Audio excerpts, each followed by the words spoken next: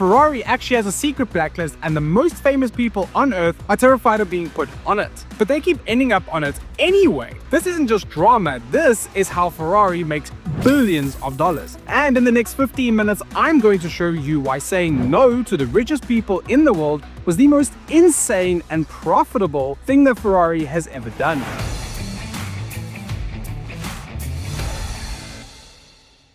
Normally, if a superstar like Justin Bieber or Kim Kardashian is seen with your product, you win. Your company can take the rest of the year off. But Ferrari is not a normal company. In their world, there's a saying that they repeat over and over. You don't choose Ferrari, Ferrari chooses you. And that's not just a marketing slogan, it's their entire business strategy. Ferrari built its brand not just by making some of the most incredible cars ever, but by becoming masters of saying no. Imagine trying to get into the world's most exclusive club, but the bouncer literally doesn't care who you are or how much money you have. Ferrari will never admit that they have a blacklist, but you can see it in what happens to people who break their secret rules. From pop stars to sports legends, nobody is safe. Every celebrity they ban is just another lesson to the rest of the world about who is really in control. This is the story about how Ferrari's craziest policy became its most powerful. First up are the modifiers. These are the people who think that they can improve a masterpiece, and it drives Ferrari insane. And the best examples are Justin Bieber and the DJ deadmau5. Their stories are a warning for what happens when you mess with perfection. Let's start with Bieber. He bought a perfect Ferrari 458 Italia, which is basically a real-life masterpiece. But owning it wasn't enough for him. He sent it to West Coast Customs, and they did something that Ferrari considers a massive sin. They covered the paint with a bright, frozen blue chrome wrap. Then they added a huge white body kit and giant 20-inch wheels. You might think that sounds like a cool car, but to Ferrari, it was like spray painting the Mona Lisa. Ferrari believes their cars are perfect the second that they leave the factory. Every single part is chosen by their best designers and engineers, so changing it is a huge insult. But Bieber's final sin was even worse. He auctioned the car in 2017. To Ferrari, that means you're not a real fan, you're just a show-off who's trying to make a quick buck. They want owners for life. And then deadmau5 did something a million times crazier. In 2014, he took his Ferrari and wrapped it in a giant neon cat meme, a flying Pop-Tart cat leaving a rainbow trail. And he didn't stop there. He replaced the Ferrari logos with custom Ferrari badges. The car went viral and everyone loved it, but Ferrari was furious. They sent him a cease and desist letter demanding that he remove every single modification. So, deadmau5 stripped the car, sold it, and then bought a Lamborghini and wrapped it in the exact same neon cat design. It was a giant shot at Ferrari, basically showing the world who was cool and who wasn't. So, who cares if some celebrities get mad? Well, you're missing the most important part. These stories show you the #1 pillar of Ferrari's billion-dollar strategy: absolute control. The second you get the keys to a Ferrari, you don't just own it like a normal car. You are now a security guard for a piece of art. You are a brand ambassador for Ferrari, and you don't get a choice. The president of the biggest Ferrari club in the world said it himself. A Ferrari is a work of art, so it's right the manufacturer sends the message that it has to be protected. This crazy level of control is the most important feature of the brand. It's how they protect their image from the richest and most famous people in the world. By making examples out of Bieber and deadmau5, Ferrari sends a message to every single person who wants to buy one of their cars. The brand is and always will be bigger than you. This isn't about a paint job, it's about proving that Ferrari isn't just something you buy, it's a standard you have to live up to. There's one thing that Ferrari hates even more than modifiers: flippers. These are people who see a rare Ferrari not as a car but as a stock that they can trade to make a ton of money. This is where Ferrari stops protecting its image and starts protecting its money, and how boxing legend Floyd Mayweather got himself into big trouble. Ferrari hates flippers. The company's entire business is built on one simple rule from its founder, Enzo Ferrari: always deliver one car less than the market demand. This makes people want the cars so bad, and it makes getting a new one feel like winning the lottery. Because of this, the cars can sell for millions more than what they originally cost. To stop this, Ferrari makes buyers sign contracts saying that you cannot sell the car for 1 or 2 years, and even then you have to offer it back to the dealer first. This lets Ferrari control who buys their cars, making sure that they go to only real fans. And this is where Floyd Money Mayweather got bagged. He's famous for buying hypercars, driving them for a little while, and then selling them for a huge profit. This is the exact opposite of the Ferrari code. They want you to love the car forever, not flip it for a few $1 million. Because of this, it's reported that Mayweather is blocked from buying the rarest Ferraris directly from them. Another celebrity who got in trouble was the rapper 50 Cent. His Ferrari's battery died and he went on social media complaining about it and calling the car a lemon. That kind of public complaint is poison to Ferrari, and talking about flipping cars only made it worse.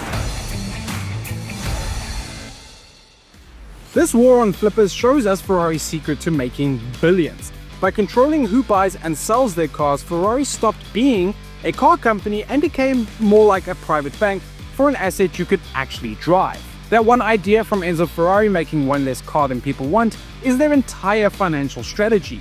This scarcity creates non-stop hype and desire. It lets Ferrari charge whatever they want and make profits you will not believe. Check this out. In the third quarter of 2025, while most car brands made around 5% profit margin, Ferrari reported a 28.4% EBIT margin on every single car that they sold. That is just insane. It's the same strategy as Rolex or Hermes, but for cars. And you can see it with their first SUV, the Purosangue. While Lamborghini has let its SUV become over half of its sales, Ferrari's done the exact opposite. They announced that they would make only a small number of Purosangues, capping it at just 20% of their total cars. The waitlist got so long that they literally had to close it. They are intentionally leaving billions of dollars on the table because keeping the brand rare is worth more in the long run. By blacklisting flippers, Ferrari is protecting the investment of its best customers. This creates a Ferrari family, a small circle of collectors who get the first chance to buy new cars, which makes them even more loyal. The blacklist isn't just a punishment, it's a tool to make sure only people who respect the club get to stay in it. And the final Ferrari rule is the craziest one yet. You can get banned for having the wrong image. For over 80 years, Ferrari has built an image of class, sophistication, and old money style. If your personal brand doesn't fit with that, you could be cut off. And this is reportedly why Kim Kardashian is on the list as well. Ferrari will never say this publicly, but people believe that Kim K is on the restricted list for a few reasons. First, she supposedly got a Ferrari as a wedding gift in 2011 from a guy who was later part of a giant financial scandal. Having your car connected to a crime is a nightmare Ferrari wants nothing to do with. On top of that, the Kardashian brand is built on reality TV and being available to everyone, which is the complete opposite of Ferrari's quiet luxury idea. Basically, Ferrari wants to be an exclusive country club, and some celebrity brands are more like a giant Las Vegas party. They just don't mix. So while Kim is still a regular and can buy regular used Ferraris, she's supposedly banned from ever getting the special limited edition ones. This secret rule also applies to other famous people whose lifestyles are considered too flashy. The rapper Tyga has reportedly had cars repossessed, which is a headline Ferrari hates. Lindsay Lohan's past legal issues have also supposedly put her on the outs. Ferrari investigates every single person who wants to buy their best cars. You aren't just buying a vehicle, you are being interviewed to be a brand ambassador. Okay, so let's recap. The celebrity drama, the crazy rules, the billions of dollars, it's all part of one giant strategy. The blacklist isn't just about punishing a few celebrities. It's the secret engine behind their entire billion-dollar company. By saying no, Ferrari gets three things that make it unstoppable. First, it creates something that money can't buy. In a world where rich people can have anything, Ferrari made something you can't get with just a bank transfer: acceptance. The challenge of earning the right to buy the car is more powerful than just owning it, because it's not just a car anymore, it becomes a trophy. Second, it protects the future value of their cars, turning them into an investment that goes up in value, not down. Owners know that Ferrari's crazy rules are protecting their money. This creates an infinite money loop. Rarity makes the cars more valuable, which attracts serious collectors, which then makes the brand more legendary and makes their cars more valuable. And finally, it gives Ferrari total control. They don't have to follow trends, they don't have to care about influencers, they don't even have to listen to their richest customers. They control everything. And this strategy has given them unbelievable profits and loyalty that other companies can only dream of. The Blacklist is the ultimate symbol of their power.